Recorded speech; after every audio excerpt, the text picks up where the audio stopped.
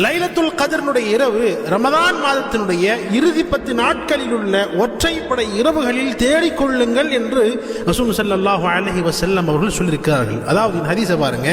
An Ayesha ரலியல்லாஹு அன்ஹா அன்ன ரசூலல்லாஹி ஸல்லல்லாஹு அலைஹி வஸல்லம் قال تحروا ليلة القدر في الوتر من العشر الأواخر من رمضان.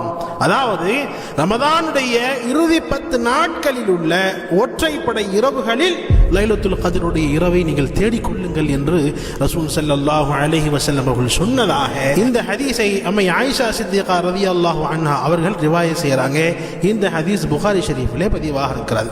அதாவது இறுதி 10 நாட்களில் உள்ள ஒற்றைப்படை இரவுகள் அப்படின்னு சொன்னா 21வது இரவு, 23வது இரவு, 25வது இரவு, 27வது இரவு, 29வது இரவு, இந்த 5 இரவுகள் ஒற்றைப்படை இரவாக இருக்கிறது. இந்த 5 இரவுகளில் தான் நாம் லைலத்துல் கத்ரை தேடிக்கொள்ள வேண்டும். எந்த நாள் கன்ஃபார்மாக நம்ம சொல்ல முடியாது. எனவே இந்த 5 நாட்களுடைய இரவிலும் அதிகமாக நின்று வணங்க வேண்டும். அல்லாஹ்விடத்தில் அதிகமாக துஆக்கள் செய்ய வேண்டும். குர்ஆனில் பதிவாக இருக்கிறது, லைலத்துல் கத்ரி கைரும் மின் அல்ஃபி ஷஹர். இந்த லைலத்துல் கத்ருடைய ஒரே ஒரு இரவு 1000 மாதங்களை விட சிறந்தது என்பதாக அல்லாஹ் சொல்லியிருக்கிறான். அல்லாஹ் ஜல்ல ஷானஹு தஆலா நம் அனைவருக்கும் புனித லைலத்துல் கத்ருடைய இரவை அடையும் பாக்கியம் தந்து அருள்வானாக. அல்லாஹ் நம்முடைய நோன்புகளை ஏற்றுக்கொள்வானாக. நம்முடைய தராவீகளை எல்லாம் கபூல் செய்வானாக.